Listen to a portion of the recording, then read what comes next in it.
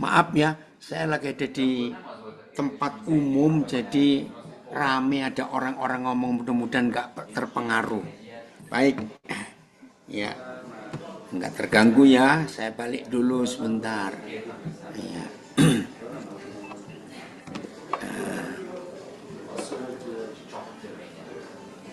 Ya. Bentar.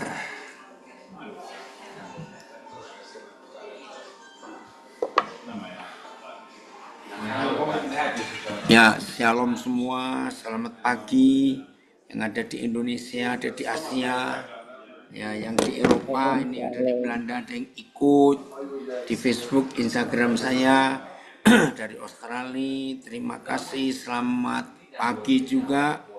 Ya, kita siap untuk belajar.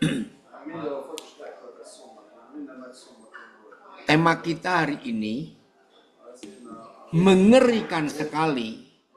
Kalau dalam hidup pelayanan kita, hidup kita bergereja, tidak ada keseimbangan antara buah roh dan karunia roh. Ya, perhatikan. Sangat berbahaya dan sangat mengerikan kalau dalam hidup pelayanan kita, hidup bergereja kita tidak seimbang, tidak balance, tidak saling melengkapi antara buah roh dan karunia roh. Saudara, di dalam gereja Tuhan ada istilah karismatik. Nah, apa itu karismatik? Karismatik diambil dari kata karisma. Karisma itu diambil dari kata karunia, karis. Ya. Nah, lalu muncullah aliran karismatik. Nah, sebelum karismatik, kita mengenal Pantekosta atau Pentakosta. Yang sama, gereja yang percaya kepada pekerjaan Roh Kudus, yaitu karunia dan buah roh. Tapi berjalannya waktu, saudara. Nah, dengarkan, berjalannya waktu, ternyata kekacauan terjadi dalam gereja Tuhan. Nah, saya kepada ujungnya saja. Kekacauan yang terjadi dalam gerakan karismatik, kalau Pentakosta nggak terlalu parah, maaf ya, jangan tersinggung dulu kalau saya nyebut nama aliran ini. Tapi di karismatik ini yang paling parah. Maka muncul sebuah pendapat, wih, kok kayak pedukunan? Nah, itu dia. Ih, kok kayak klenik? Saudara, dan macam-macam lagi. Nah, ada satu kalimat yang sangat berbahaya kalau kita tidak seimbang antara karunia roh dan buah roh. Apa itu? Aliran Yesus plus. Maaf ini. Apalagi itu? Jadi orang-orang karismatik yang cuma menekankan karunia roh tanpa berjalan dengan buah roh dan di dalam buah roh, maka muncul Yesus plus. Jadi nggak cukup hanya Tuhan Yesus buat kelompok-kelompok ini, maka Yesus ditambah dengan doa puasa supaya makin sakti. Yesus nggak cukup hanya Yesus sendiri, ditambah dengan banner, bendera-bendera yang dikebut-kebutan. Lalu di bendera itu ditulisi nama-nama Tuhan dan istilah-istilah yang kelihatannya rohani dan alkitabiah. Tapi Tuhan nggak butuh barang-barang itu. Lalu nggak cukup dengan benda-benda bendera, pakai macam-macam. Ya, ada istilah 7 elemen.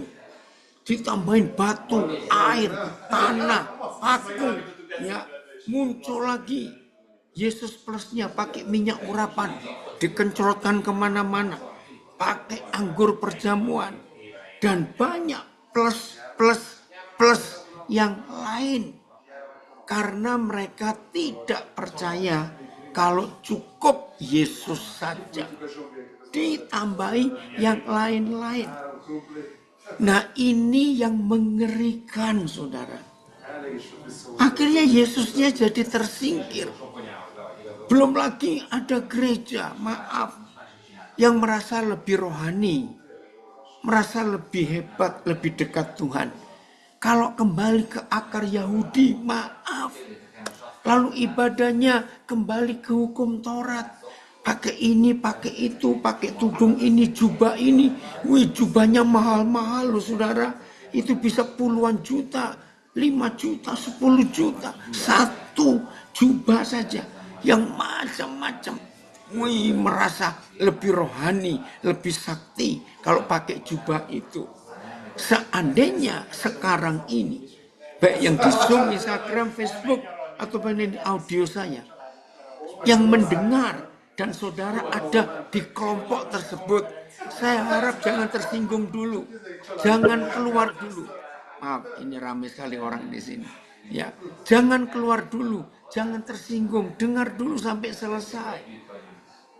Nah, tujuan kita belajar di Morning Prayer for Jesus ini supaya kita kembali bukan ke akar Yahudi, bukan ke pendeta ini, pendeta itu.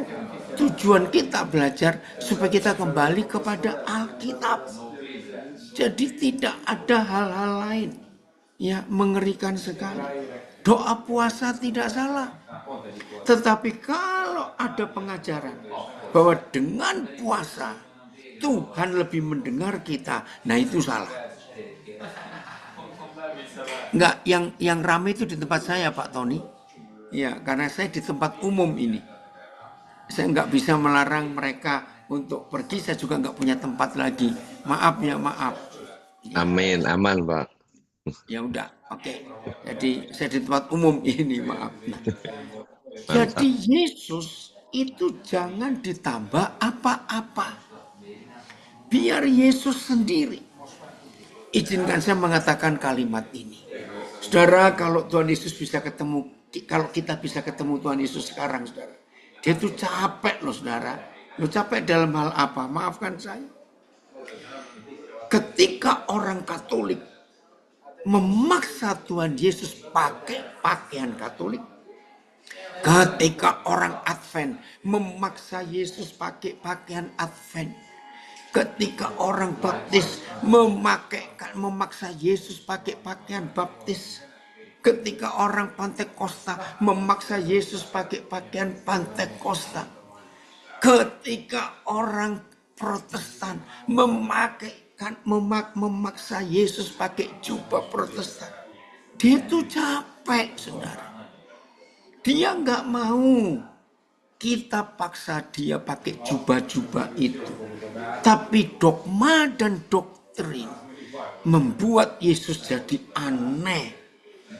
Maka itu kalau ada orang yang baru percaya Yesus, lalu tanya kepada kita, jadi kalau begitu aku ke gereja mana? Protestan, Pantekosta, Baptis, Katolik, Advent atau apa? Tolong perhatikan.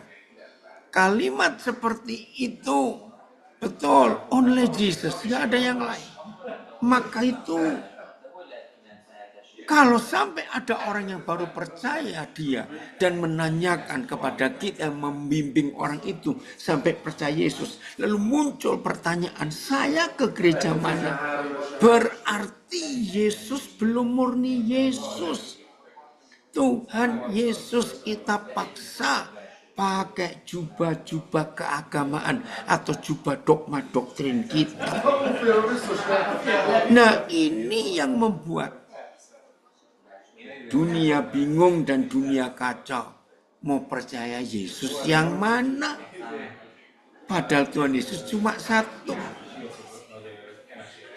Saya harap mengerti ini. Ribuan tahun yang lalu, saudara. Ribuan tahun yang lalu, ketika Tuhan Yesus sedang marah di bait suci, marah keras dia. Lalu pagi itu dia ambil beberapa tali. Ingat ya, Yohanes 2, kita buka nanti. Dan dipilih jadi satu tali itu supaya kelihatan tebal.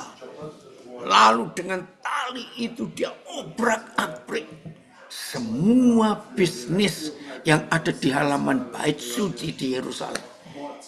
Murid-muridnya syok. Kenapa ini? Mungkin kalau orang Surabaya ada di situ hari itu. Maaf, saya pakai istilah orang Surabaya karena saya orang Surabaya. Kalau orang Surabaya ada di situ hari itu, pasti ngomongnya begini. Mangan opo arek iku isuk mang. Maaf ya, itu orang Surabaya. Makan apa tadi pagi dia? Kok tiba-tiba bisa marah seperti itu? Murid-muridnya bingung kenapa. Saudara, di situ dituliskan ada pedagang merpati, pedagang lembu, ya pedagang-pedagang yang lain, penukar-penukar uang, pedagang merpati juga ada. Nah, makasih ya saya tayangkan ini. Dalam bait suci didapatinya pedagang-pedagang lembu, kambing, domba, merpati, dan penukar-penukar uang duduk di situ. Lihat ada beberapa penjual-penjual itu. Tapi aneh di ayat naik lagi Filipus. Ayat berapa ini? Ayat 16. Ini yang menyadarkan saya sehingga tema ini hari ini kita pelajari. Kepada pedagang-pedagang merpati, Yesus berkata, ambil semuanya ini dari sini. Jangan kamu membuat rumah Bapakku menjadi tempat berjualan. Saudara, apa yang saya dapatkan? Pertama kali Roh Kudus mengajar saya tentang Yohanes 2 ini, saya betul-betul, seperti itu peringatan Tuhan untuk gerejanya di akhir zaman ini. Saudara perhatikan, sepertinya Tuhan Yesus tidak adil. Betul enggak? Saya ulangi, sepertinya Tuhan Yesus tidak adil. Kan jelas yang hari itu ya, yang hari itu ada berkumpul, itu kan pedagangnya macam-macam. Merpati iya, penukar uang iya, lembu ya, domba ya, apalagi semuanya ada. Kenapa hanya kepada pedagang merpati yang spesifik, yang khusus disebut di firman Tuhan ini? Saudara, lama saya mikir, oh ada yang komen ini, Yesus bikinan sendiri. Betul, makasih. Nah, saudara lihat, karunia roh dan buah roh itu pasti karena Roh Kudus. Ya, saya ulangi, buah roh dan karunia roh dan buah roh, ya karena pekerjaan Roh Kudus.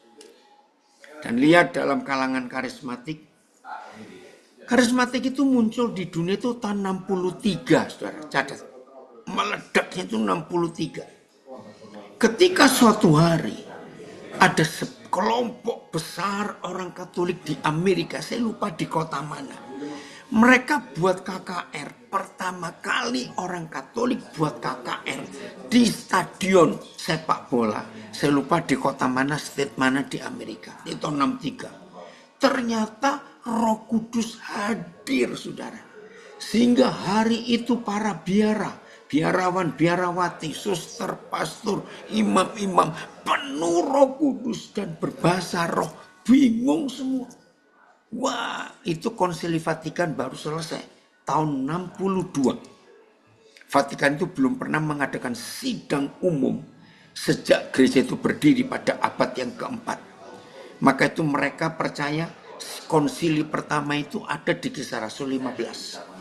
Ya, lalu baru ada konsili kedua tahun 1962 di Vatikan.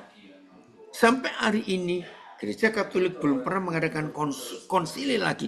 Artinya pertemuan agung sedunia dan membahas perubahan liturgi, perubahan dogma atau doktrin.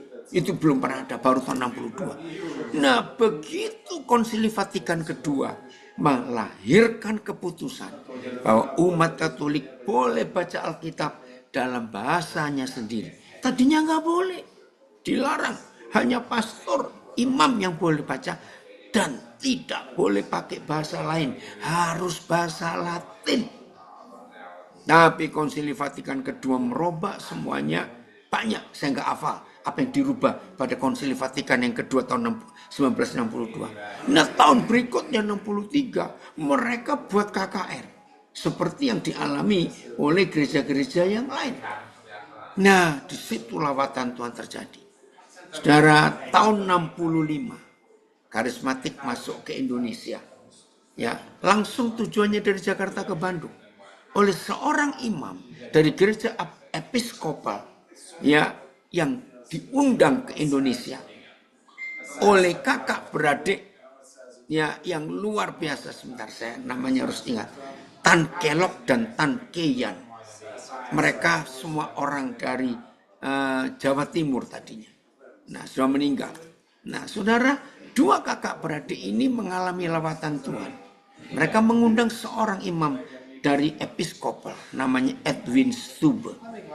Wah, terjadi lawatan yang luar biasa di suatu rumah di kota Bandung. Ya, awal tahun 65. Hamba Tuhan ini berdoa dengan beberapa ya. Maaf, saya nggak ada tempat lain. Iya, maafkan saya juga bingung di tempat mana. Ya, jadi sabar dulu ya Pak Andre. Ya, maaf. Ya, saya kencengkan aja suara saya. Nah, saudara, tiba-tiba hamba Tuhan ini ya, menerima pernyataan Roh Kudus. Monas patah. Ya, Monumen Nasional Jakarta itu patah.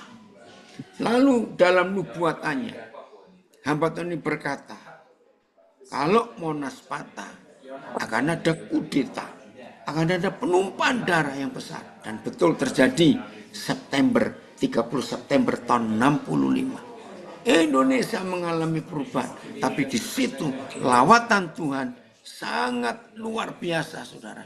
Sehingga Roh Kudus bekerja dengan dahsyat. Nah, sejak tahun 63 itu, maka gereja-gereja karismatik muncul. Dan ini dia, Roh Kudus diperjualbelikan dengan doa, dengan minyak urapan. Itu semua dimulai dari Amerika. Masih ingat istilah tele-evangelis? Ya, di Amerika tahun awal 70-an terjadi pengkhotbah keliling. Ya, lalu muncul di TV, maka itu namanya tele-evangelis. Ya, jadi penginjil-penginjil di TV.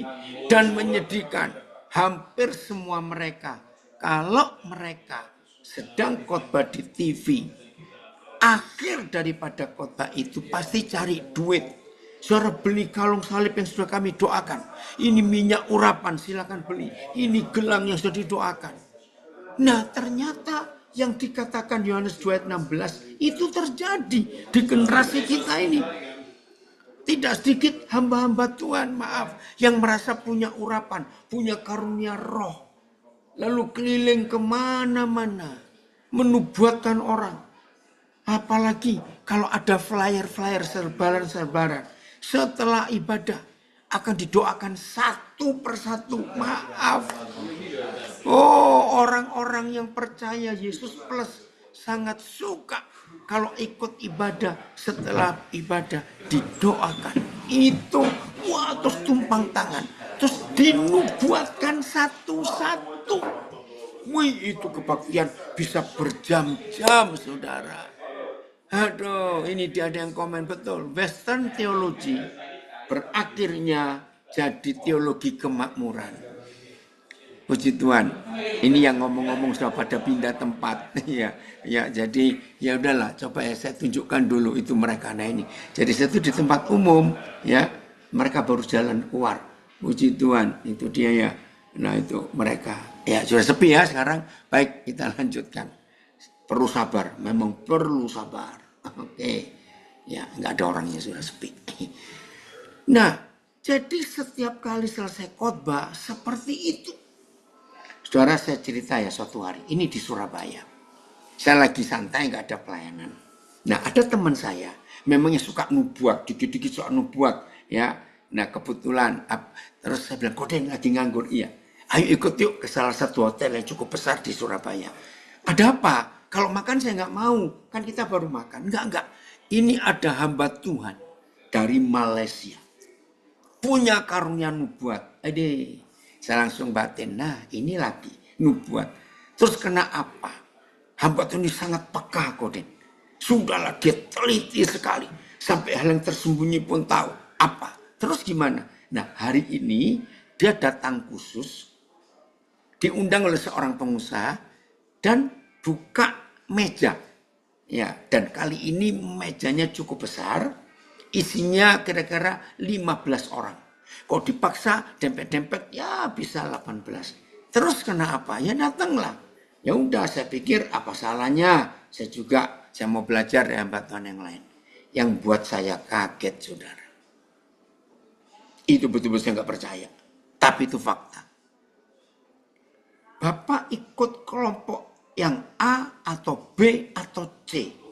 Nah, yang ngajak saya lagi nggak ada. Mungkin dia ke toilet, saya tidak tahu. Lah, saya nggak tahu. Saya diajak.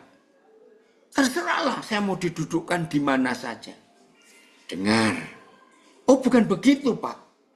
Maksudnya, kelompok A itu yang 4 orang paling dekat dengan si hamba Tuhan kiri kanan. Dan siapkan uang sekian juta. Hah? Kalau kelompok B itu jarak ke-5 dan ke-10. Baru kelompok C sekian juta lagi. Saudara bayangkan. Ini zaman ini. Wih, saya pikir apa-apaan ini. Mengerikan sekali saudara. Maka itu maaf. Yang sedang sibuk hanya dengan karunia-karunia roh saja. Tapi tidak seimbang dengan buah roh. Hati-hati. Ada istilah lain yang muncul dari kelompok karismatik ini. Taurat saja tanpa kasih karunia, maka terjadi benturan keras. Nah itu dia ya. Taurat. Ada orang menekankan. Firman. Wih keras dan tegas. Bagus. Tapi kalau tidak diimbangi dengan kasih karunia atau anugerah. Maka orang ini jadi diktator. Tapi kasih karunia saja. Anugerah saja. Tanpa firman. Tanpa Taurat. Maka Injil jadi lemah. Murahan. Jadi harus ada keseimbangan antara firman, ya Taurat dengan anugerah. Harus sejalan antara buah roh dan karunia roh. Saudara bukan buah-buah roh dan bukan karunia-karunia roh. Salah baca. Buah. Sebab cuma satu jenis buah roh. Maaf, cuma satu. Bukan buah-buah roh. Tapi di dalam satu buah roh itu ada 9 rasa. Untuk mempermudah pengertian. Roh Kudus punya 9 karunia. Tapi tetap karunia, bukan karunia Roh Kudus. Oke, kita baca dulu ya tentang karunia roh. 1 Korintus pasal 12. 11 atau 12? Kok tiba-tiba saya lupa. 1 Korintus 11 ya coba. Karunia roh. Ada 9 saudara. 1 Korintus 11, coba ya. Harus naik lagi. Terus. Mana? 12 atau 11?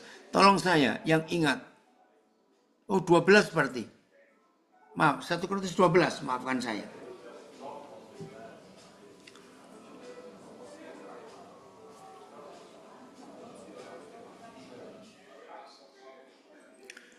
Oke, ayat berapa?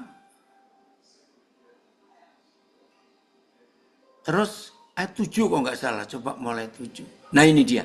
Oke, mulai ayat yang keempat. Ya. Ada rupa-rupa karunia.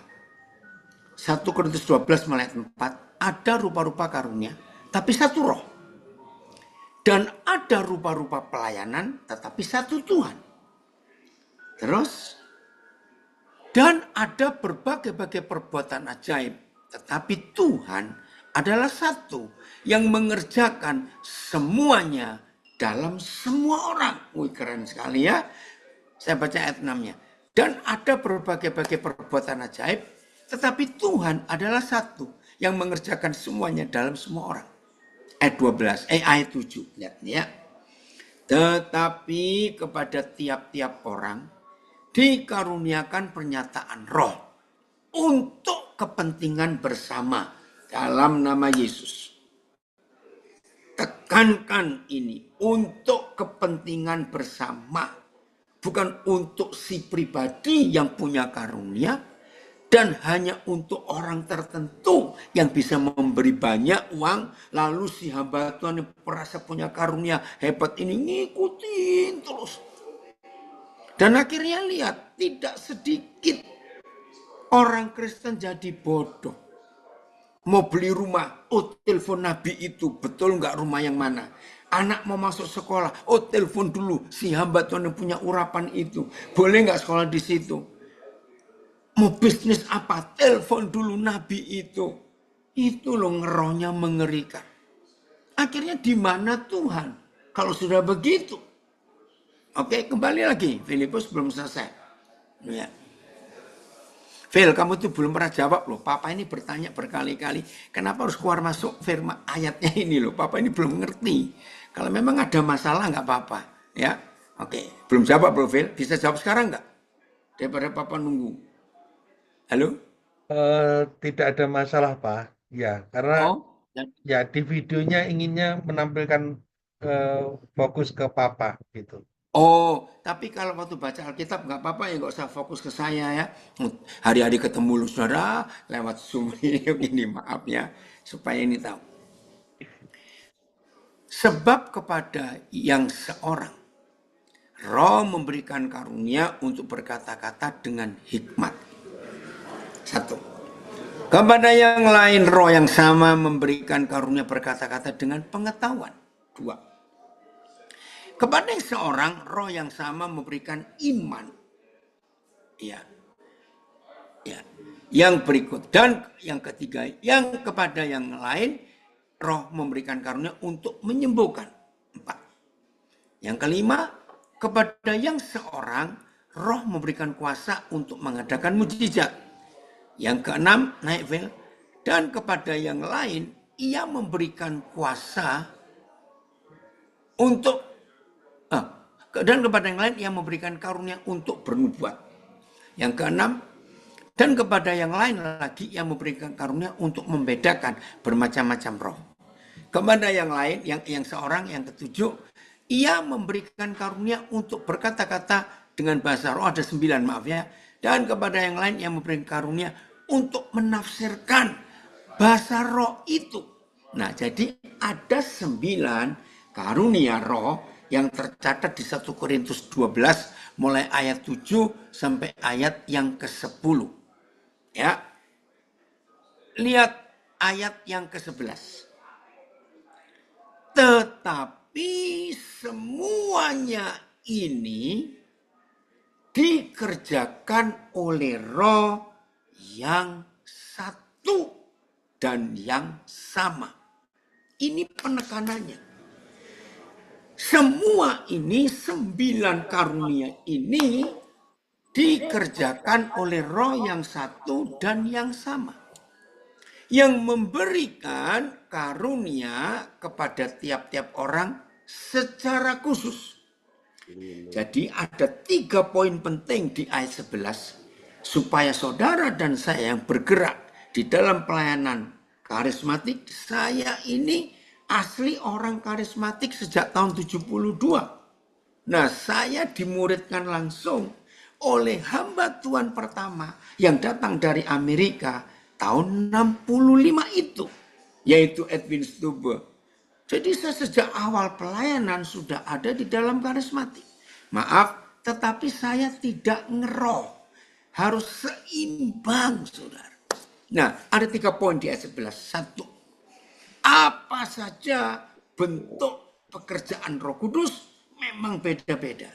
Tetapi dikerjakan oleh Roh yang satu dan yang sama. Nomor 2. Roh yang satu dan yang sama itu memberikan karunia kepada tiap-tiap orang secara khusus. Artinya haknya dia. Ya. Nomor 3. Seperti yang dikehendakinya. Huruf besar. Maka itu ada istilah dalam karismatik, ada nubuat. Itu berarti seperti yang dikehendakinya. Maaf, ini orang pinter melesetkan. Tapi ada yang lu buat. Lu buat. Dan ada juga yang ketiga yang ku buat. Jadi ada nubuat, ada lu buat, ada ku buat. Nah, Tuhan tidak ingin yang dua ini. Jangan yang lu buat dan jangan yang ku buat. Biarlah yang nu buat saja. Artinya seperti yang dikehendakinya. Jadi bukan untuk kepentingan apa-apa dan siapa-siapa. Ini dia.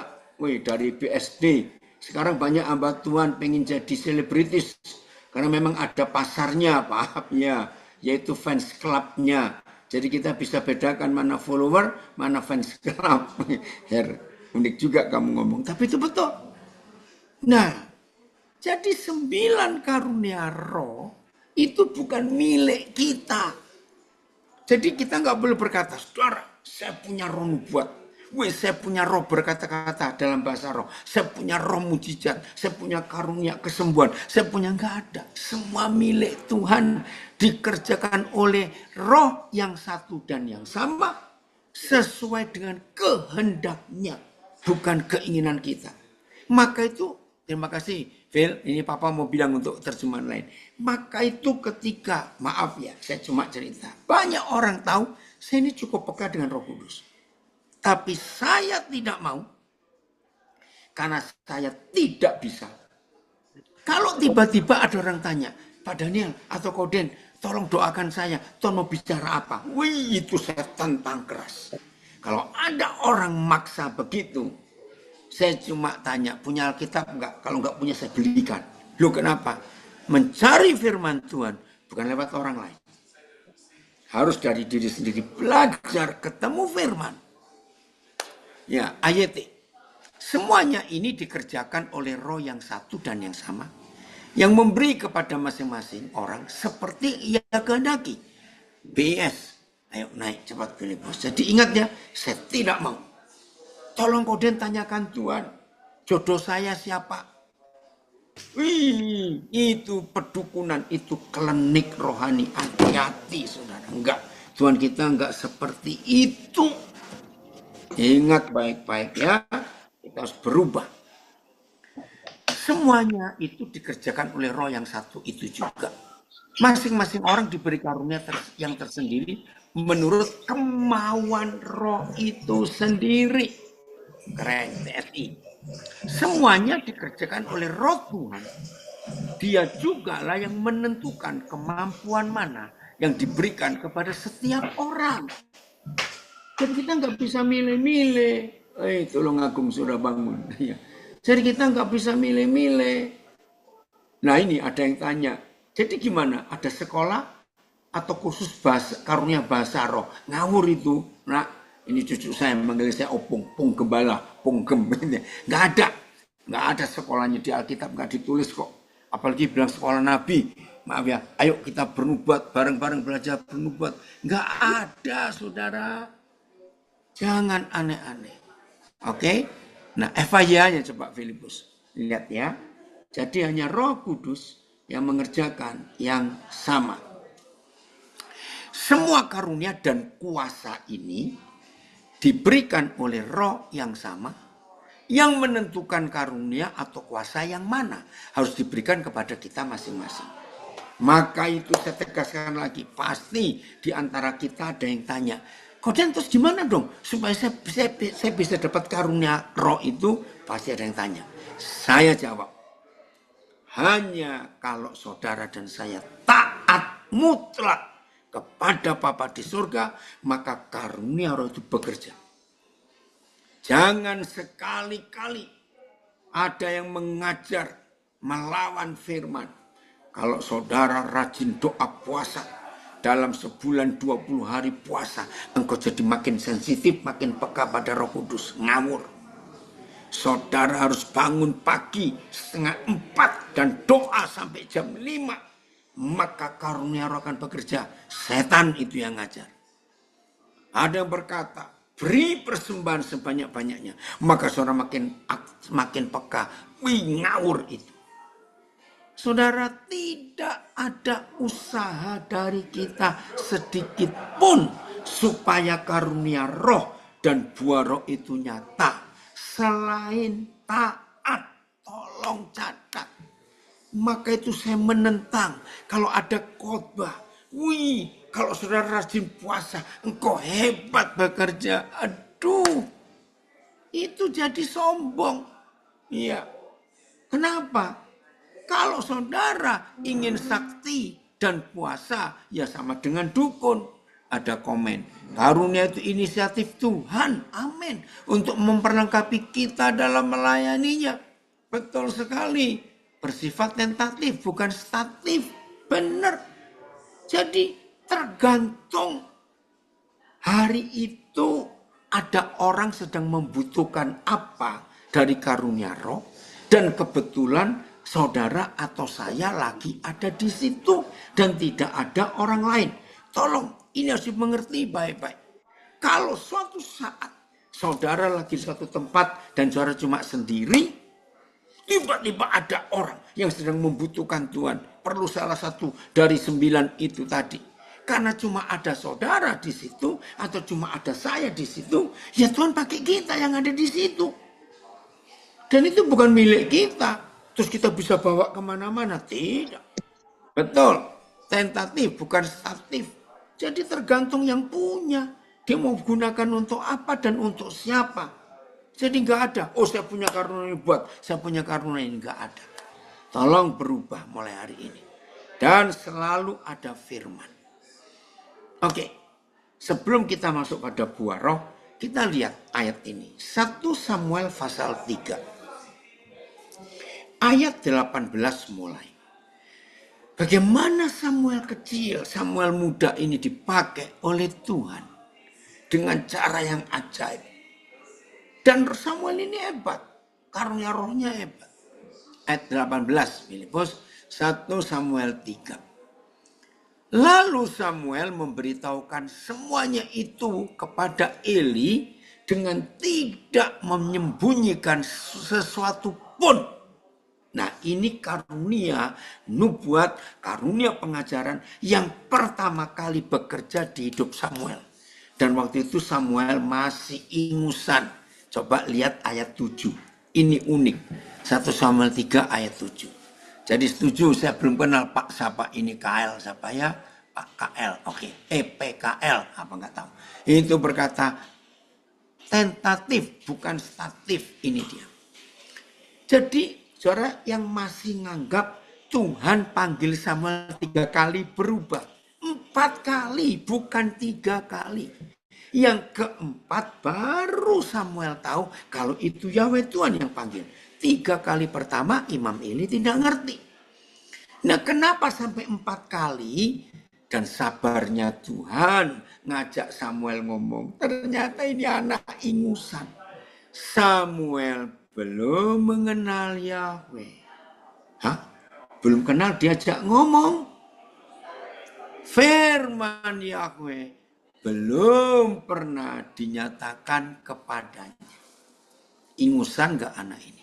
Lalu pertanyaannya, lah ngapain yang maha besar, yang maha kudus, yang maha kuasa ngajak ngomong anak gak ngerti apa-apa?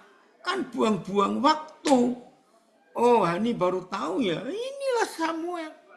Nggak ngerti apa-apa.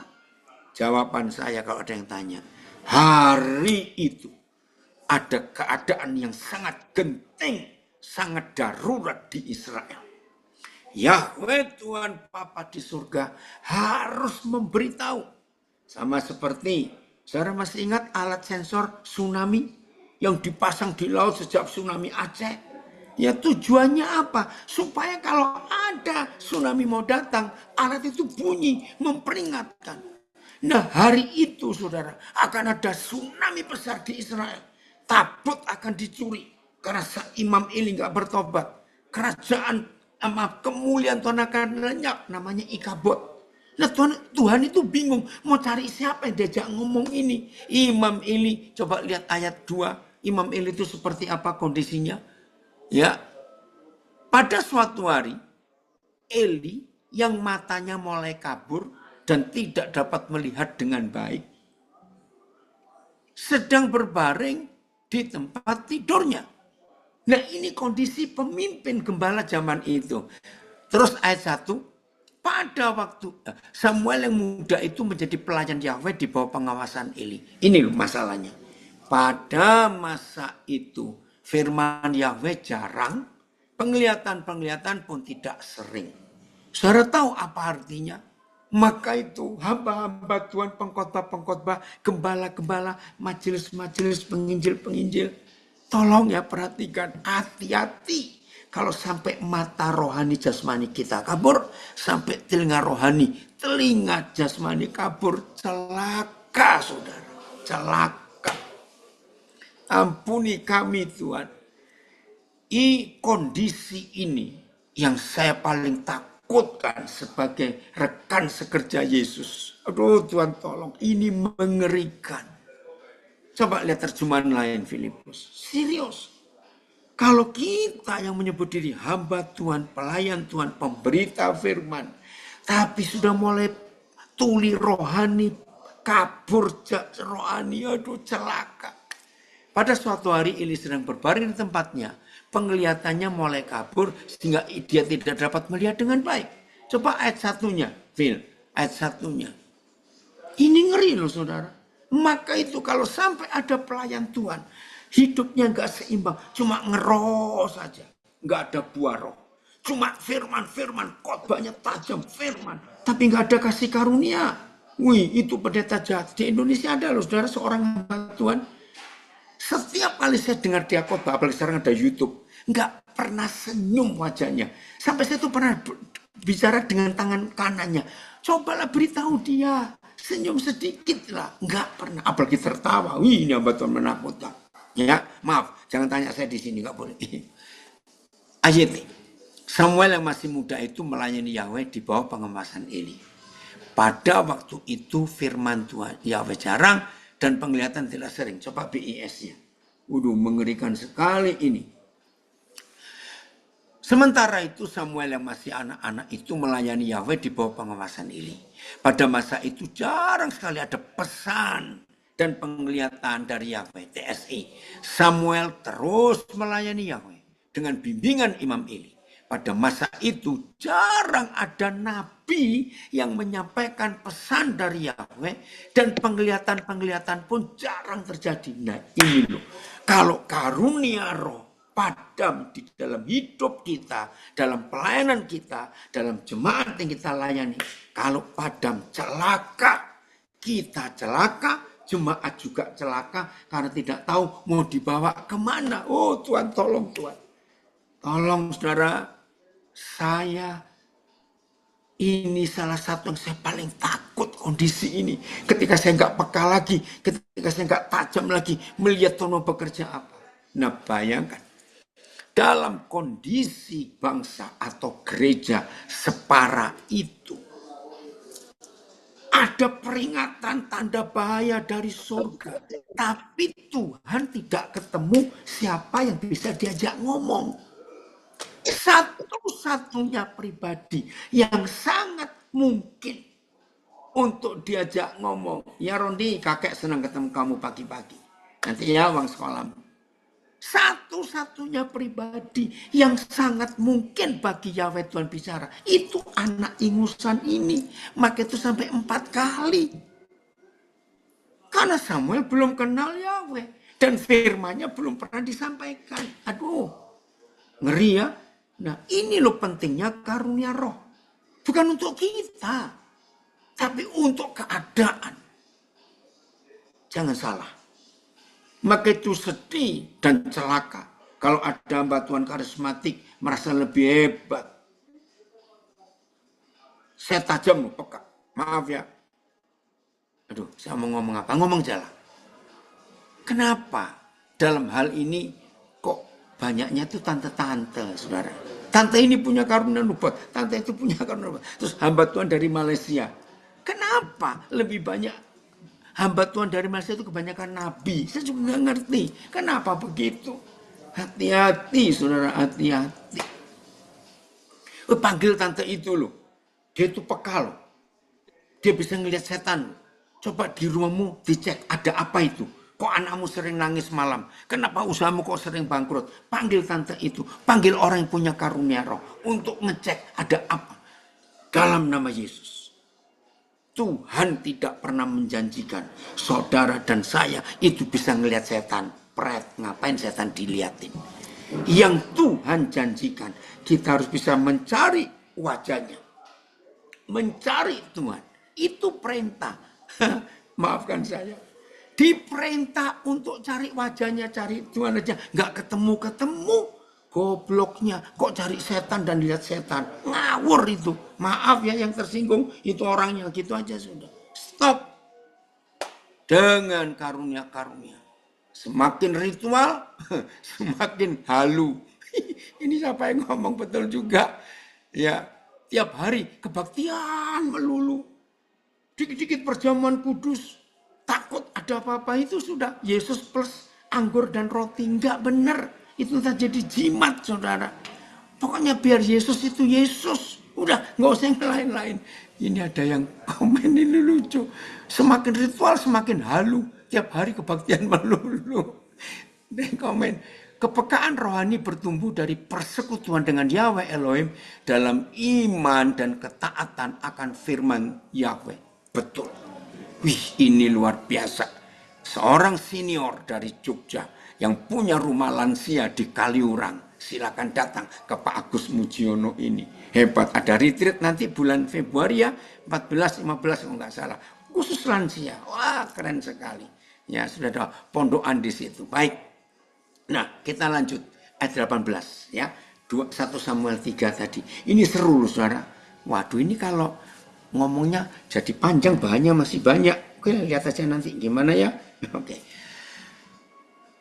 18. Lalu Samuel memberitahukan semuanya itu kepada Eli dengan tidak menyembunyikan sesuatu pun. Kenapa ditulis tegas?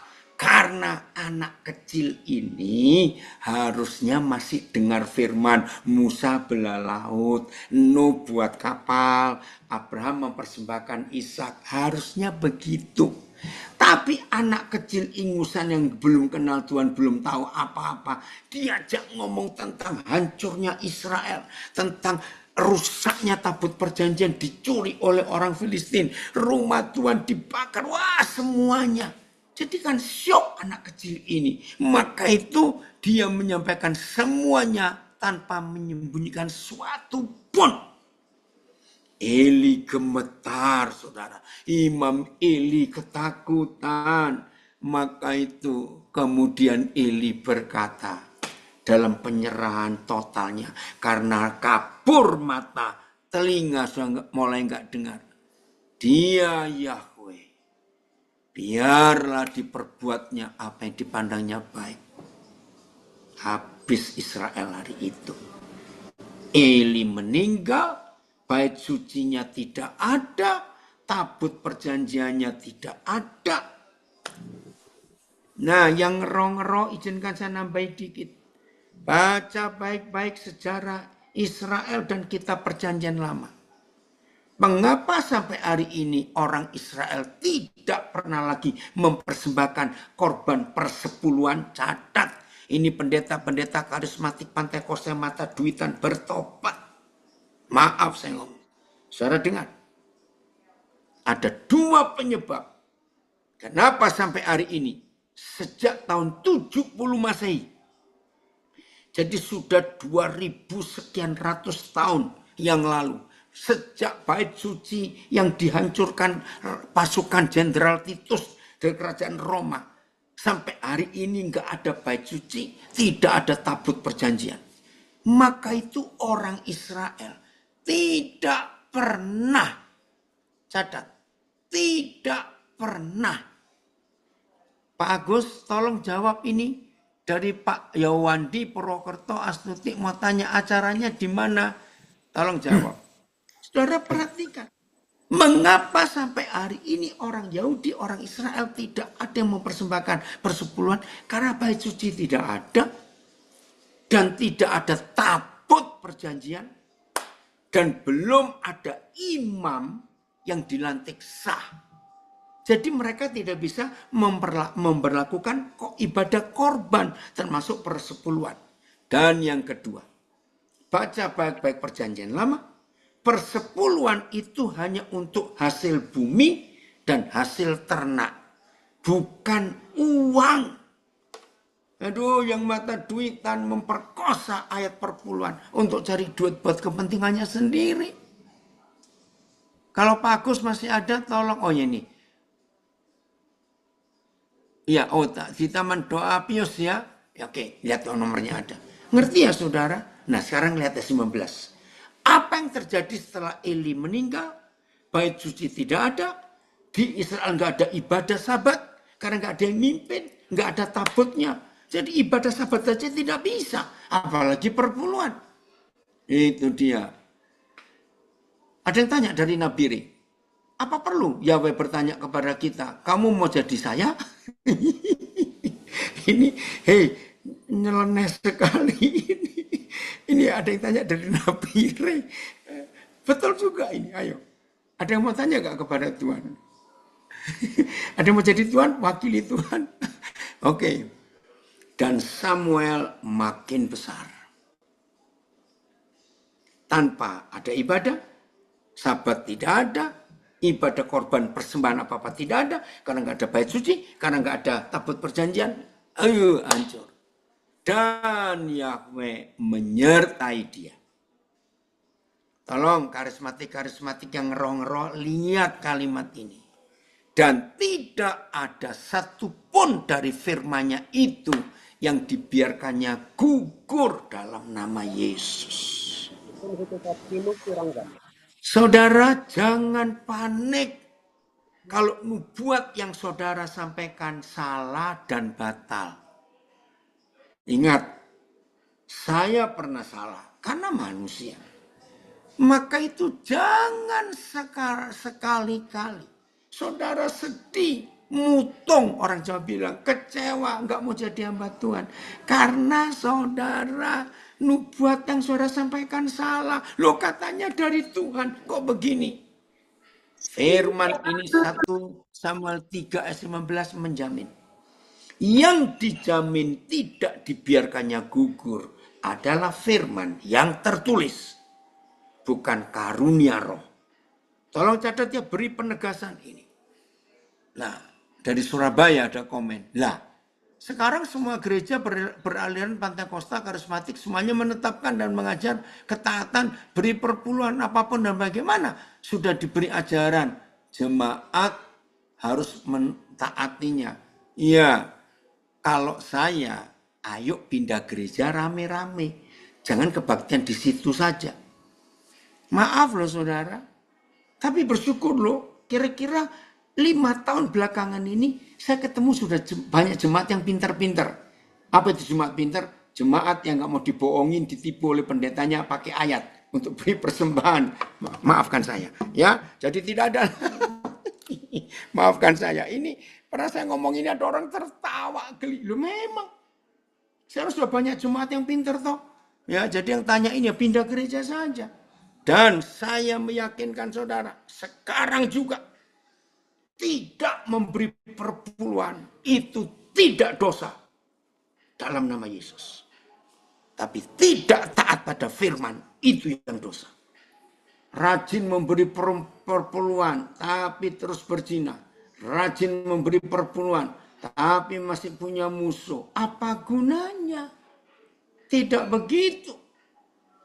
Ya. Ayo kita hari ini mulai berubah saudara. Supaya Tuhan memakai kita.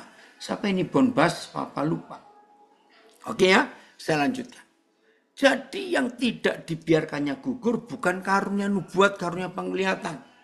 Firman yang tertulis itu nggak dibiarkan gugur. Bukan karunia, Tuhan nggak menjamin. Ayat 20. Maka taulah seluruh Israel dari Dan sampai Berseba bahwa kepada Samuel telah dipercayakan jabatan Nabi Yahweh yang punya karunia itu. Hebat ya? Jadi firman itu terjadi yang diucapkan Samuel, bukan nubuat, bukan karunia. Nah, saudara, ini loh. Samuel ini satu-satunya nabi, satu-satunya hamba Tuhan, satu-satunya pelayan Tuhan yang tidak pernah dilantik. Kenapa nggak pernah dilantik? Karena yang melantik sudah meninggal. Jadi Samuel nggak pernah dilantik. Tapi taulah seluruh Israel. Siapa yang memberitahu? Bukan Samuel pakai kartu nama. Terus Samuel punya sosial media, punya Instagram, punya Facebook, terus pamer. Saya punya karunia ini, saudara. Siapa mengundang saya? Nggak ada. Tapi seluruh orang tahu bahwa dalam hidup Samuel ada jabatan Nabi Yahweh. Karena firman yang dia ucapkan tidak gugur, jadi semua. Aduh, ini dia yang kita harus tahu. Oke, ya. Ada banyak komen. Gaji pendeta kan dari perpuluhan. Kalau nggak ada, gimana memberi gaji buat pendetanya? Maaf ya, saya jawab. Kalau mau cari gaji, jangan jadi hamba Tuhan. Jadilah penjual bakso saja. Saya tegas ini. Maaf. Saudara, hidup kita ini untuk melayani. Bukan melayani untuk hidup. Ini yang merusak gereja. Saya punya ketegasan dalam hal ini. Ada seorang sahabat saya sudah meninggal berkata, Daniel, suatu hari kamu lagi butuh duit. Tiba-tiba kamu ingat temanmu yang punya gereja sesama pendeta. Dan biasanya kalau kamu ke situ, Den, kamu dapat amplop tebal. Dan ketika kamu lagi nggak punya duit, terus kamu ingat dia terus telepon cari pelayanan. Bertobat kamu, Daniel. Itu tahun 78. Saya mendengar ucapan hamba Tuhan ini. Dan saya pegang sampai hari ini. Tolong yang tanya tadi saya jawab. Kalau Tuhan panggil kita, maka dia bertanggung jawab untuk menghidupi kita dan keluarga kita. Jemaat yang kita layani, tolong rekan-rekan hamba Tuhan saya harus bicara. Jemaat yang kita layani, serius kita melakukan pelayanan. Enggak usah dikhotbahi perpuluhan, enggak usah dikhotbahi ingat memberi, saudara, kami ini perlu makan juga, enggak perlu. Kalau saudara dan saya tulus jadi hamba Tuhan, saudara, jemaat akan ngerti sendiri kok. Yang setuju, katakan amin. Ini dia, Pak Agus Mujiono ini. Amin, saya melayani gak dapat gaji dari gereja dan lembaga, betul. Saya bersyukur. Dengar ya, yang baru kenal saya, maaf, saya harus ngomong. Agustus tahun 2025, itu tahun ke-53 saya jadi pengkhotbah. Dan sampai hari ini saya tidak pernah terima perpuluhan. Tidak ada yang rutin, tapi Tuhan pelihara saya, bahkan saya bisa keliling. Ini kali ini saya ada di Jerman. Ya, kemarin baru tiba. Itu saya biaya sendiri. Karena apa? Tuhan tahu. Maka itu ayo berubah ya. Jadi ada, selalu akan ada berkat. Ya amin tuh, banyak yang amin itu. Ya. Jadi kalau sampai kita motivasi uang, maaf ya, lebih baik nggak usah jadi hamba Tuhan. Kerja saja jadi karyawan, tukang tambal ban, itu jauh lebih berharga daripada kita pelayanan tapi ngarepin persembahan, maaf. Jangan keluar dulu ya, yang tersinggung sampai selesai. Sebentar lagi saya selesai. Nah, jadi Samuel ini hamba Tuhan yang nggak pernah dilantik, nggak pernah diurapi oleh manusia, tapi langsung Yahweh Tuhan mengurapi. Ayat 20, ayat 21, nah ini penting. Maka itu yang ngeroh-ngeroh hati-hati. Amin. Wih, dari Manokwari, amin. Dari Surabaya, dari mana, amin semua. Nabiri, amin. Betul. Jadi jangan mikirkan persembahan kalau pelayanan. Itu dia. Ya. Oke, lihat ini. Dan Yahweh selanjutnya. Saudara tahu arti kata selanjutnya? Terus, tidak berhenti. Ada apa? Dan Yahweh selanjutnya menampakkan diri di Silo kepada Samuel supaya dia terus bisa melayani. Sebab ia menyatakan diri di Silo kepada Samuel. Kuncinya dengan perantaraan firman-Nya. Aduh, ini dia. Ada ibu gembala di pedalaman Sumatera Utara. Saya juga melayani, nggak ada gaji. Dan sudah saya serahkan PK saya yang diberikan kepada pekerja yang lain. Coba nak beritahu di kampung mana kamu, kecamatan mana, kabupaten mana, Sumatera Utara ini. Seorang ibu gembala, janda. Tapi Tuhan pelihara luar biasa. Hebat, saya kenal dia kan ini anak saya. Sebut ya, nah di kampung mana, desa apa. Oke, jadi saudara, ayo mulai hari ini semua kita sibuk firman. Oh, kamu tuh Horas Amang Siombing. Namamu Bonbas jadi bingung papa. Ya. Itu yang Tuhan dia, ini anak saya bersaksi. Ya, sangat memberkati dan berdasar khotbahnya papa. Tuhan memberkati. Amin. Hidup dalam kebenaran. Oke. Gimana Dorma? Kamu di kampung mana? Tolong nulis supaya papa bisa baca ini. Jadi firman, saudara, firman. Bukan karunia roh saja. Kapan pewahyuan firman? Jadi tolong rekan-rekan yang ngeroh-ngeroh terus. Jangan melatih untuk makin peka. Supaya saudara makin laris dipanggil kiri kanan. Oh ampuni saya kalau ngomong ini. Saya ulangi ya. Jangan berpuasa terus supaya makin peka. Supaya saudara diundang kemana-mana. Karena nubuatan saudara sakti. Maaf. Harus firman. Harus firman. Ini yang Tuhan kerjakan di Samuel. Sampai seterusnya. Selanjutnya. Yahweh Tuhan selalu pakai firman. Bagian terakhir. Galatia 5. Ada 9 buah roh juga. Ya, ada 9 buah roh juga. Kita harus tahu ini ya. Galatia 5 ayat 22. Galatia 5 ayat 22. Dan bedanya antara karunia roh dan 9 dan buah roh, ada kalimat yang berbeda di bagian terakhir. 1 Samuel. Galatia 5 ayat 22 23. Nah ini dia, di desa Laihole, Kecamatan Parbuluan kan Dairi Sidikalang. Nggak tahu di mana itu. Ya. Oke, itu anak saya ibu gembala yang janda tadi di desa itu. Waduh, kecil sekali. Tapi Tuhan berkati. Anak-anaknya bisa kuliah, luar biasa. Tetapi buah roh, bukan buah-buah roh. Tetapi karunia roh, bukan karunia-karunia. Ya. Tetapi buah roh ialah kasih, sukacita, damai sejahtera 3, kesabaran 4, kemurahan 5, kebaikan 6, kesetiaan 7.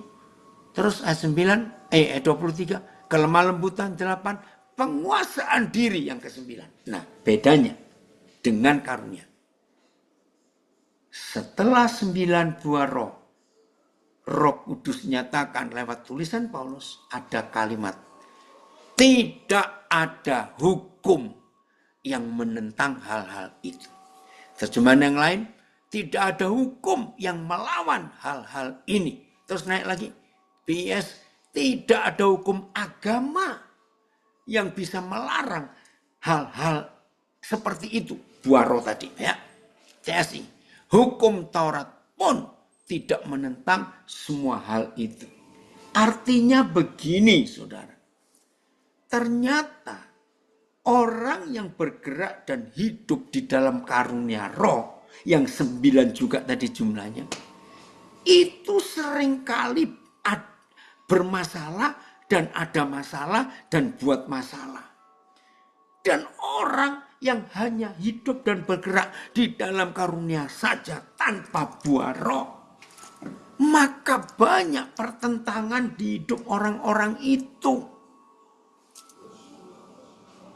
Luar biasa, bukan? Kalau ini lengkap antara karunia dan buah roh, maka apa yang saudara dan saya kerjakan atas nama Tuhan dan untuk Tuhan dan dirasakan oleh banyak orang, itu tidak akan ada yang menentang. Jadi kalau saudara hanya buat karunia roh saja, itu hidupnya ngerok. Dikit-dikit komat kami, dikit-dikit begitu. Mau masuk restoran, komat kami di depan pintu, lihat dulu. Ada patung naganya enggak? Ada sesajinya enggak di lantai? Ada itu. Ya enggak masuk-masuk. Nanti mau ke pasar, mau kemana? Ada roh apa ini? Ada roh apa? Ngapain? Capek. Saudara jangan pusing dengan roh-roh itu. Imbangi dengan firman.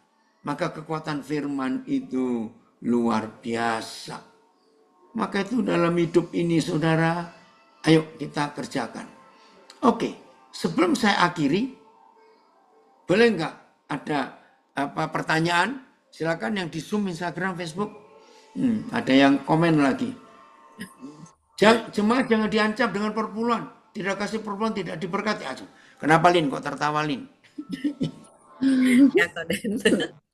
Jadi banyak hal yang baru yang kita dapatkan, Koden, pada pagi hari ini. Karena sudah sesi tanya jawab ya, Koden ya? Iya, boleh langsung aja ya. Boleh. Ibu Rustin mau bertanya biasa. Ya. Saya bertanya dulu. Satu-satu dulu. Ibu Tolong Rustin. satu-satu dulu. Jangan berebut. Nah, coba moderator host yang Ibu Rustin silahkan. Koden. Bapak ya, Den langsung ya. aja. Ini kan gereja semuanya itu ada ayatnya, dianjurkan semua gereja itu ada perpuluhan. Saya setiap lihat gereja mesti ada perpuluhan, itu berdasarkan ayat, tapi tidak memaksa, Pak. Lah, apakah itu salah kalau kita memberi itu, Pak? Gitu loh. Kalau memberi jangan pakai kata perpuluhan. Karena kalau pakai kata perpuluhan itu hanya di tempat kudus di Israel. Tapi ada ayatnya loh, Pak. Pak. Gitu. Ya wis, Ibu, saya nggak mau berdebat. Kalau Ibu mau beri saja nggak apa-apa. Cuma saya berpatokan perjanjian lama. Bahwa kalau tidak ada bait suci dan tidak ada tabut perjanjian, perpuluhan tidak berlaku. Maka itu sampai hari ini orang Israel tidak pernah memberi perpuluhan. Karena apa? Bait suci tidak ada, tabut tidak ada, imam tidak ada atau belum ada.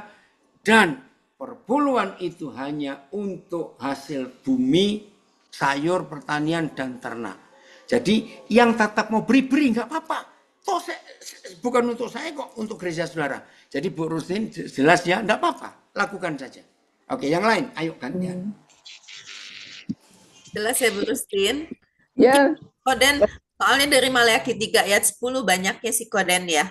Iya, kalau diambil itu saja tapi tanpa lengkap 5 kitab Musa, ya itu salah. Apalagi motivasinya. Begini aja ya, yang terakhir ya untuk perpuluhan, saya harap tidak ada yang tanya. Jadi saya batasi, yang tanya perpuluhan saya nggak mau jawab. Karena saya mau akhiri dengan kalimat ini. Semua yang kita lakukan adalah sesuai yang Tuhan Yesus ajarkan. Setuju? Ya nggak setuju, aneh gitu aja. Nah, selama Tuhan Yesus hidup, tolong beritahu saya. Pernahkah Tuhan Yesus sesembahan kita yang kita agung-agungkan, pernah nggak dia memerintah satu kali saja untuk kita beri perpuluhan? Kalau saudara bilang pernah, berarti saudara punya Alkitab yang lain, hati-hati. Tapi hidup taat, hidup kudus, hidup mengampuni, hidup berbagi, Yesus ajarkan berulang-ulang. Tapi perpuluhan tidak pernah satu kali pun. Jadi mau pakai ayat mana lagi, goblok? Yesus nggak pernah nyuruh, pinter. Janjian. Oke, stop. Tidak ada bahas perpuluhan lagi. Saya lebih baik ngomong yang lain. Maaf, buang-buang waktu. Tapi ada yang mau bertanya, Koden, kalau nggak perpuluhan janji iman gimana, Koden? Nah, janji iman itu kurang ajar lagi. Cari sampai robek Alkitab, saudara. Tidak ada kata janji iman. Saya mau marah. Pendeta yang maksa saudara janji iman itu kurang ajar. Itu artinya saudara suruh nulis cek mundur. Itu kan kurang ajar. Kalau mau beri itu nggak usah pakai janji iman, goblok. Memberi ya beri, kalau ada, nggak ada ya nggak apa-apa. Janji iman lagi. Terus apa buah sulung, ngawur lagi itu. Mana? Buah sulung pun harus ada bait suci, ada tabut perjanjian, ada imam yang menerima. Oke ya, stop ya. Saya tidak membahas persembahan, bentuk apa saja. Kalau saudara mau dibodohi para pendeta itu silakan. Tapi jangan tanya saya. Selama saya jadi hamba Tuhan 53 tahun ini, tidak pernah saya bicara uang pada orang yang saya layani. Ayo tanya yang buah roh dan karunia roh. Ayo cepat, ini lebih penting ah. Kalau enggak saya tutup. Saya akan tidur. Siapa yang mau bertanya? Boleh raise hand yang mau bertanya? Tapi janji ya bukan uang, bukan persembahan, bukan perpuluhan. Saya nggak mau. Persembahan bukan uang katanya. Ya, awas. Ya, Pak PKL mau bertanya? Saya bukan mau bertanya, saya sangat senang karena Bapak ini lebih senior 10 tahun dalam pelayanan, mendengarnya berbicara seperti mendengar Billy Graham lagi bicara. Iya. Ya, selalu dasarnya what Bible said. Ya, Amen. what Bible said, bukan Amen. apa yang saya saksikan, yang saya alami. Iya, Jadi betul. firman tadi kita hidupi dalam hidup kita. Ya, kita jangan sampai terpaku sama fenomena rohani. Ya, Setuju. kayak fata morgana di padang pasir. Kita lihat seperti ada air, ternyata nggak ada air. Nah, itulah yang terjadi banyak sekarang. Terima kasih pencerahannya Pak Daniel. Di sini ada Pak Hari Paat, teman Bapak yang tunanetra. Oke, ini ada komen dari Belanda. Persembahan sulung sampai persembahan bungsu. Ini istilah bagus. Bentar, saya ulangi ya. Ini dari Belanda ini. Persembahan sulung sampai dengan persembahan bungsu buat malak jemaat. Kena lagi dah. Oke, Pak Hari Paat, puji Tuhan. Ayo lanjut yang lain, cepat karena waktu. Ya, ada Ibu Melana, silakan Bu Melana. Daniel, saya mau tanya, seseorang itu memiliki karunia roh lebih dahulu ataukah buah roh? Gitu. Karena barengan. di situ disebut barengan, ya, Pak? barengan. Harus bersama-sama. Harus bersama. Ya, soalnya di dalam namanya itu buah roh itu harus seimbang dengan karunia roh. Berarti kalau baca dari topiknya itu loh Pak ya. Kalau baca di topik itu kan cuma penulisan supaya gak kepanjangan Bu. Jadi bisa terus kayak gini. Ya, karunia roh seimbang dengan buah roh. Buah roh seimbang dengan karunia roh. Itu kan cuma penulisan aja, nggak apa-apa. Oke, yang lain. Ayo cepat. Ya. Kita tuh seakan-akan itu karunia roh itu lebih tinggi daripada buah roh. Udah. Oke, dihapus saja temanya, dihapus. Udah, nggak usah pakai tema itu penting. Yang gampang ya Koden. Iya, ya Pak Agus Mujiono kayaknya Pak mau tanya.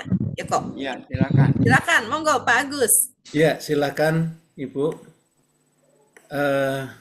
Satu hal yang membuat kita tuh makin berapi-api di dalam pelayanan adalah persekutuan kita yang intim dengan Roh Kudus. Hanya itu aja kuncinya. Amin. Betul. Makin peka apa yang hari ini Tuhan kasih dan muaranya adalah penginjilan misi. Amin. Menjaga jiwa-jiwa ke bangsa-bangsa. Ya. Ya. Retreat yang kami lakukan itu lansia untuk bermisi, Bu. Untuk ujung-ujungnya punya hati misi ke bangsa-bangsa. Amin. Amin. Kayaknya sekali-kali kita berbagi ya. Suara apa itu Pak Agus? Ya, ini silakan Japri ke nomor WA saya. Tadi sudah saya catat Pak. Sebentar, ada tambahan bagus, komen bagus di Facebook saya. Burung nggak bisa terbang hanya dengan satu sayap. Betul. Maka itu sayap kiri kanan, buah roh karunia. Karunia buah roh, terserah. Tadi Bu yang tanya mau diwala-wali kanan kiri, buah roh mana karunia. Itu pokoknya dua. Sukanya ya Koden ya. Pokoknya harus seimbang. Pokoknya dua ya. Silakan Pak John Lipangalila. Oke, terima kasih. Ini luar biasa pengajaran pagi ini yang saya monitor. Saya tertarik dengan banyaknya hal-hal yang membuat juga saya jadi tahu di saat saya tidak tahu. Saya singkat aja seperti ini. Intinya sekarang kita tidak perlu lagi berkompetisi, tetapi bagaimana kita harus berkolaborasi. Lupakanlah tahun 2024, lupakanlah semua itu yang namanya kompetisi-kompetisi keagamaan.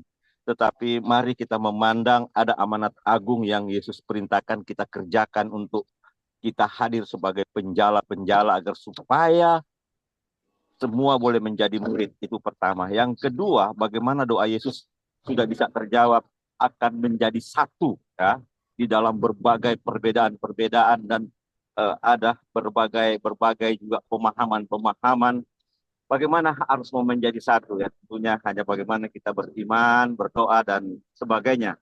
Jadi saran saya untuk pengajaran ini, anggaplah ini salah satu pengetahuan yang memang mungkin sudah terlupakan sehingga kita hanya mengkhususkan dengan adanya organisasi kita seperti ABC.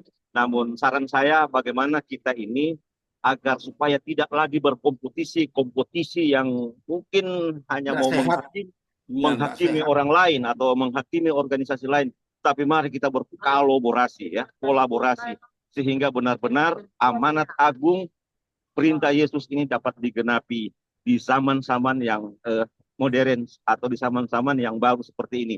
Kita melihat sekarang bagaimana di tahun 2025 udah banyak contoh-contoh kita lihat orang yang membuat banyak dosa, negaranya itu dihanguskan, kebanjiran. Itu baru tanggal 20 berapa ini kita lewati tahun 2024. Ketika masuk di Januari ini udah banyak. Dunia tidak semakin membaik, tetapi dunia saat ini semakin kita melihat bahwa ya ada teguran-teguran dari alam yang harus kita lihat bahwa kita harus introspeksi diri. Jangan sampai kita hanya mau menghakimi, tidak mengerjakan perintahnya. Saya senang dengan pengajaran pagi ini. Ada banyak yang terlupakan bagi saya, ada banyak yang terlewatkan bagi saya. Tetapi ya oke lah, mari kita untuk membenahi diri, melihat bahwa ada yang terpenting di 2025. Tidak perlu lagi berkompetisi, tetapi bagaimana kita berkolaborasi dengan berbagai pihak sehingga dunia dapat dimenangkan atau amanat agung dapat dikerjakan. Oke, terima kasih. Mungkin terlalu lama. Tuhan berkati Pak John. Ya, sama-sama. Saya dalam perjalanan dari tadi menuju Bogor. Ya, silakan. Ibu Nora. Ya, terima kasih Bu Lina. Saya mau tanya nih Pak, bagaimana bisa mendapatkan karunia rohani? Dan apakah karunia rohani itu bisa hilang nggak? Terima kasih. Oke, saudara, sekali lagi, karunia dan buah roh itu milik Roh Kudus. Tidak bisa kita minta, tidak bisa kita cari. Tegas. Saya ulangi, karunia roh dan buah roh itu milik Roh Kudus. Tidak bisa kita minta, tidak bisa kita cari. Tergantung dia mau pakai kita untuk yang mana. Maka itu kuncinya cuma satu, taat. Taat. Nah, ini pertanyaan yang sama juga dengan suara kita dari Jawa Timur. Ada yang bertanya begini ya, supaya kita tahu. Sebentar, Jawa Timur, mana tadi? Ya, oh, ada yang kesembuhan. Coba sebentar, supaya saya nggak salah. Tolong. Ya, tapi kenyataannya ada beberapa pendeta yang punya spesialisasi penyembuhan. Gimana itu? Seolah-olah bukan tentatif. Nah, ini kalimat yang salah. Semua karunia roh itu bekerja bukan karena diri kita. Saya ulangi ya. Semua karunia roh itu bekerja karena ada orang yang membutuhkan. Misalnya suatu saat di tengah keramaian yang luar biasa, ya tiba-tiba ada orang sakit dan jauh dari dokter, jauh dari puskesmas, dan ada saudara anak Tuhan di situ. Maka Tuhan akan pakai saudara bekerja dengan karunia penyembuhan karena ada orang yang butuh. Nah begitu saudara selesai mendoakan orang itu dan sembuh, setelah itu karunia itu bukan milik kita lagi. Tergantung kapan Tuhan mau bekerja. Nubuat juga begitu, bahasa roh, penglihatan, kata-kata hikmat, semuanya. Jadi bukan milik pribadi. Ya, itu semua nggak ada spesialisasinya, tergantung Tuhan. Ya, maka itu supaya kita nggak sombong. Jelas ya? Oke lanjut, siapa lagi? Koden kalau gitu nggak ada kursus ya Koden? Soalnya Nggak tadi ada. di atas ada yang bilang ada kursus profetik lah. Nah ya, iya di sini juga banyak IG, Facebook saya kursus kenabian, kursus aduh nggak ada, ngawur aja kok itu. Kita Ngeri. kursus khotbah aja deh sama Koden. Iya, itulah itu jadinya kalau ada kursus profetik, jadinya lu buat atau ku buat. Celaka sekali. Ya. Ada lagi kah yang mau bertanya? Silakan rasain atau langsung bicara karena saya tidak bisa melihat Bentar, ini semuanya. ada yang tanya, tidak bisa minta atau cari apa boleh mengusahakan 1 Korintus 15 ayat 1. Nah, kata usaha ini kalau kita baca teliti itu karena taat. Jadi usaha kita cuma latihan taat, nurut. Makin taat kepada Tuhan, maka makin gampang Roh Kudus pakai kita dalam karunia dan buahnya itu. Contoh, salah satu buah roh adalah murah hati. Nah, orang pelit, ngerti nggak maksud saya? Orang pelit mau doa puasa mau apa, nggak akan keluar buah roh yang ini, nggak akan. Gitu. Oke, ada pertanyaan tambahan tadi, bagus. Ntar ya, mana tadi ini? Misalnya dari 9 itu gugur 1, nggak ada kata gugur, karena itu buah roh. Karunia roh. Jadi bukan satu-satu, tidak. Semua jadi satu. Tergantung Roh Kudus mau pakai kita yang mana. Ya, ada yang bilang, bagaimana kalau ada pendapat, kalau kita tidak bisa bahasa roh, itu kurang dekat dengan Tuhan. Nggak ada ayatnya, itu ayat tambahan dia sendiri. Pokoknya kembali pada Alkitab. Seperti Pak Pangalila tadi bilang, ayo kembali pada Alkitab. Oke, silakan. Lina, ada lagi? Tadi Ibu Nora, apakah masih mau bertanya? Karena sempat saya lihat ada raise hand lagi. Udah cukup. Terima kasih Ibu Lina dan Bapak. Oh ya, terima kasih. Ada lagi kah? Silakan langsung bertanya. Jangan takut tuh saudara, walaupun saya rasanya gak kasar gini. Pak Nelson bertanya nih Pak. Koden, siapa yang menilai bahwa buah roh dan karunia roh itu sudah seimbang? Kita sendiri atau orang lain? Orang lain. Contohnya begini. Apa manfaat yang dapat dari Tuhan dari orang-orang yang ada di sekitar kita? Kalau manfaatnya lengkap, secara roh, karunia bagus, secara buah bagus, secara pengajaran firman bagus, secara anugerah pengampunan bagus, nah orang lain menikmati. Nah dari apa yang dikatakan itu yang Samuel alami. Samuel sendiri nggak tahu loh. Kalau di hidupnya ada jabatan Nabi Tuhan tuh dia tuh nggak tahu. Maka itu ketika tahulah seluruh orang Israel. Jadi mereka ngomong ke Samuel. Sam kalau gitu kamu aja lah jadi pemimpin kami. Kami ini nggak bisa loh. Nggak ada ibadah, kamu aja. Nah mereka minta. Itu dia. Ada yang tanya, karunia bisa hilang Pak? Karunianya nggak bisa hilang, itu milik Roh Kudus. Kalau milik kita hilang. Jadi pokoknya gini loh saudara, bukan milik kita. Tadi saya tekankan toh di 1 Korintus berapa tadi? 12 ayat yang berapa ya bagian terakhir? Semua itu dikerjakan oleh satu roh yang sama sesuai dengan apa yang Roh Kudus kehendaki. Jadi aduh saudara tolong ya. Kalau saudara masih pusing bisa hilang enggak? Berarti saudara ingin memiliki karunia itu jadi jahat. Jadi kalau toh karunia itu enggak bekerja di hidup kita enggak apa-apa. Kita tetap anak Tuhan. Justru kalau saudara berkata, itu punyaku, nah itu kesombongan. Saya enggak pernah merasa apa-apa dalam hidup ini. Semuanya milik Tuhan kok. Ya, 1 Korintus 12 ayat 11 ya. Ini yang tanya saya baca lagi. Mungkin pakai terjemahan TSI-nya bagus tadi. TSI-nya, Phil. Ya, saya baca ya. Oke. Semuanya dikerjakan oleh Roh Tuhan Dia juga lah yang menentukan kemampuan mana yang diberikan kepada setiap orang. Jadi nggak ada milik. Karena nggak ada milik, maka itu nggak ada kata hilang. Nggak memiliki kok hilang. Oke? Ya, ada komen lagi. Tidak ada pohon buah menikmati buahnya sendiri. Yang menikmati orang lain. Amin. Oke, lanjut. Masih ada? Ibu Rustin masih mau tanya Koden. Ya, Pak. Iya, silakan. Ya. Asal dengan perpuluhan, Ya. Ibu. Iya. Bukan Koden aja yang pusing, saya juga pusing, Pak. Gitu loh. Loh, kenapa pusing? Saya nggak ngajarin sulit-sulit loh. Gampang kok. Kalau pusing itu sedih saya. Masa dimintain duit dibodoh-bodoh kok mau terus? Aduh, itu pusing. Gini, Pak. Oke, Ibu silakan tanya apa? Pertanyaannya dua, singkat saja, Pak. Orang Ya. pelit, apakah bisa masuk kerajaan surga? Yang kedua, Tidak bisa. tidak yang bisa ya, kedua? Pak ya? Oh, jadi orang pelit itu tidak bisa masuk kerajaan surga, Pak ya? Nggak bisa. Iya. Nggak bisa Jadi ya. pendeta Terus, pelit pun harus diingatkan itu.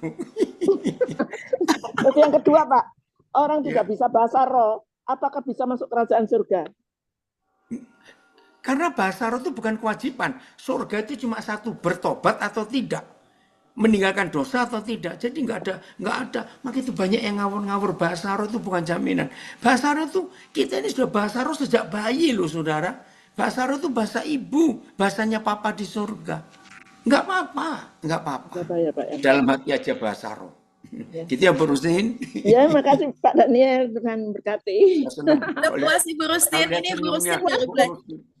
Pada Pak Daniel, saya pertanyaannya Saya tuh lihat wajahnya membuat Bu pusing. Rustin, tertawanya renyah sekali orang Bener ya, Jawa. anu teh. Ya, Ya.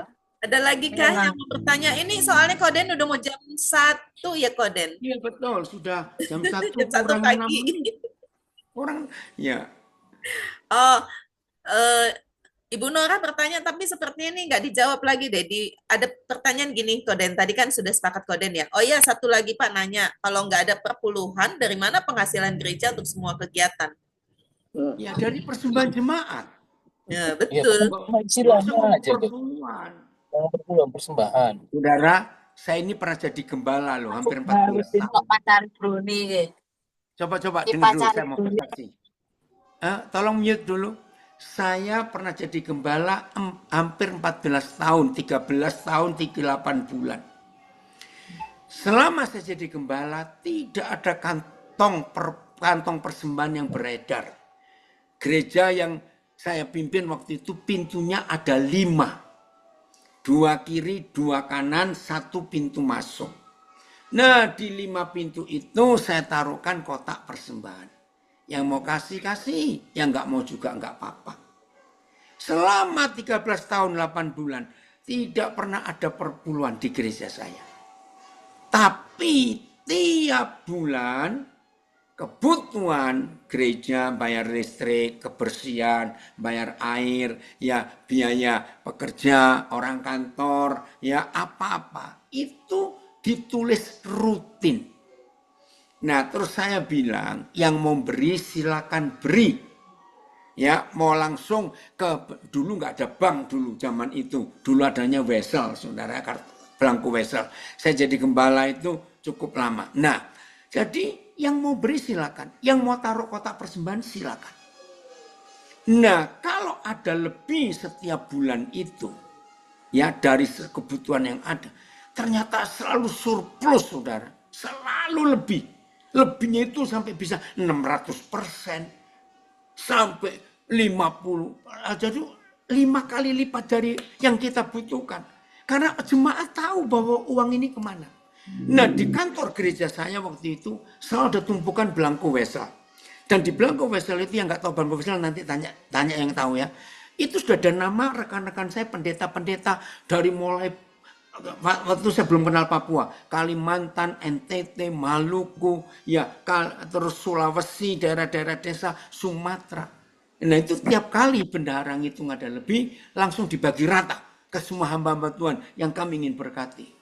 Dan ada loh, apa itu nggak pernah kekurangan loh. Walaupun saya nggak pernah khotbah perpuluhan. Kalau saudara ingin bukti nanti saya tunjukkan mantan-mantan jemaat saya yang sudah kaya-kaya ada di mana, silakan telepon. Itu bukti. Nah, bendahara saya itu bendahara lama.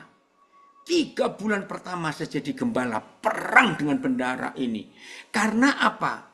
Ini unik saya jadi gembala. Kas gereja harus 0. Saya tidak mau ada saldo di kas gereja. Wah, bendara ribut. Nggak bisa. Kalau tiba-tiba perlu bagaimana? Nah, saya pakai Kisah Rasul 6. Dalam Kisah Rasul 6, Tuhan menyuruh Petrus memilih 7 pelayan meja. Dan ini orang-orang berduit. Nah, saya pakai ayat itu. Jadi saya tunjuk 7 orang yang punya duit. Begini ya, kalau dalam minggu ini ada keperluan mendadak, tapi kita belum ibadah minggu jadi nggak ada persembahan, gereja pinjam uang dulu, uang kalian 7, siapa mau kasih, dan nanti hari minggu diumumkan uangnya dikembalikan. Saudara, 13 tahun 8 bulan. Tidak pernah kurang, tiap minggu selalu surplus lebih. Aduh, itu jemaat saya yang kaya-kaya itu sampai bingung. Iya, ternyata begini caranya. Nah, itu dia. Nah, ini ada yang nunjukin, Bu. 1 Korintus 6 ayat 10. Pencuri, orang kikir. Nah, itu. Oh, pencuri, orang kikir, pemabuk semuanya tidak dapat bagian dalam kerajaan Tuhan. 1 Korintus. Lucu ini. Makasih ya, Vita. 1 Korintus 6 ayat 10. Oke, jelas ya yang tanya. Jadi nggak usah pusing persembahan. Selalu cukup kok. Ya, tadi ada Pak Johannes Surabaya nih, sudah buka kamera, apakah jadi bertanya Pak Jo? Jarang-jarang soalnya koden beliau buka. Oh, iya. Mau ngintip aja dia. Ngintip Lina masih cantik enggak? Pak Jo? Betul Mau Pak Ken. Bu Lina masih cantik kok. Hah? Cantik mana Mbak mamamu, Jo? Pak Jo ditanya tuh, gimana kabarnya Mama, Ibu Pendeta Deboratan? Oh, ditutup lagi. Kayaknya lagi di jalan Koden, mau pulang ke Surabaya dari Bandung. Ada? Lanjut. Ada Pak Sam Samson. Apakah mau bertanya Pak Sam?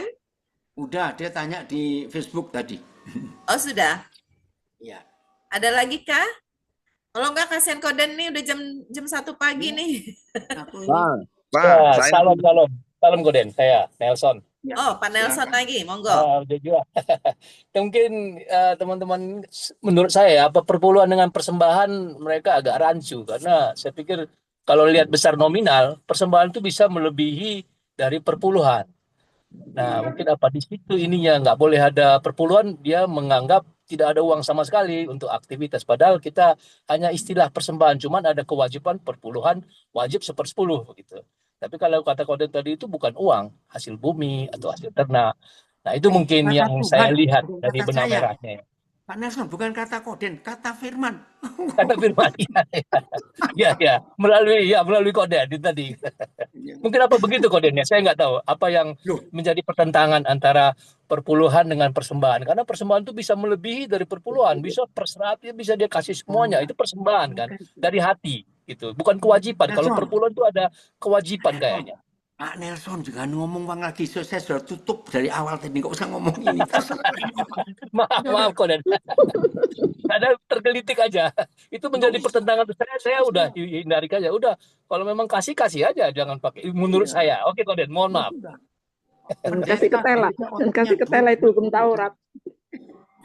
Ya, ada Omar Rosya, buka kamera pakai Omar Rosya terakhir nih ya, karena udah jam 1 pagi di waktu sana. Omar Rosya mau bertanya, silakan. Shalom, selamat pagi, salam damai sejahtera bagi kami semua. Tuhan Yesus memberkati. Saya hanya mau bertanya sama Pak Pastor Koden. Saya kan anggota GPIB atau kalau di Manado Semin. Itu pendeta mendapat upah salary dari sinode. Itu bagaimana? Ya nggak apa-apa, itu lebih aman, Oma. Ya. Daripada pendeta-pendeta aliran Pentakosta karismatik nggak dapat gaji dari sinodenya, maksa jemaat untuk maaf saya ngomong. Jadi nggak apa-apa, Oma ya. Lebih aman yang digaji. Ya, terima kasih. Tuhan Yesus memberkati. Sama-sama. Ya. Pak, saya Pak. Siapa nih? Saya Pak. Saya Mbak Sam, silakan Mbak Sam. Ya, silakan. Pak, kan penginjilan itu karunia apa bukan? Karena banyak alasan orang nggak mau menginjil. Stop. Penginjilan itu panggilan, bukan karunia. Nah, Salah. oke. Karunia cuma ada 9 tadi, dibaca baik-baik. Penginjilan itu panggilan. Panggilan. Oke, Pak. Iya dong, bukan karunia. Maka Bukan karunia. hati-hati kalau ngomong, oh saya nggak punya karunia penginjilan. Awas kamu. Nah, itu dia. Itu maksudnya, Pak. Iya, Jadi bukan. alasan Oke. menginjili. Iya. Koden, ini sebenarnya kalau tiap Sabtu, MGC ini tiap jam 8, Koden, sampai jam 8. Jadi mohon Koden menyiapkan fisik, walaupun ada di Jerman. Ini sampai jam 8 kami biasanya, Koden. Kalau hari biasa sampai 6.30. Nah, Koden, pasti fisik Koden cukup kuat. Ini banyak sekali yang antusias, karena ini pengajarannya mungkin 3 bulan sekali yang kami rasakan ya. Nah, kalau saya sih tiap Selasa, Senin, Rabu, Jumat itu selalu lewat ini. Banyak sekali saya ikut Koden. Oke, Cuman bentar. teman-teman di sini antusias sekali. Ya. Ya. Kalau gitu rekamannya Setuju Pak saya Nelson. ganti dulu. Dengan Itu untuk Pak kasihan yang Koden. ngikutin. Bingung nanti rekamannya. Coba ya. Oke, yang di audio kita stop dulu, sambung. Ya, oke. Ya, siapa lagi kah? Ya, ada lagi kah yang mau bertanya? Masalahnya Nelson, Koden ini dari perjalanan, ya. Jadi kan ini di Jerman masih hari Jumat. Nah, Kamis malam kemarin, tanggal jam 9, 21 WIB, saya terbang ke Munich via Istanbul. Iya, Nah, Istanbul. itu kalau di total perjalanan itu hampir 21 jam. Nah, jadi hari ini saya baru istirahat sebentar karena tadi sebelum jam ini saya ada ibadah. Tapi enggak di live, ya. Jadi tadi saya ibadah itu 7:30 malam, jadi 1:30 subuh waktu WIB.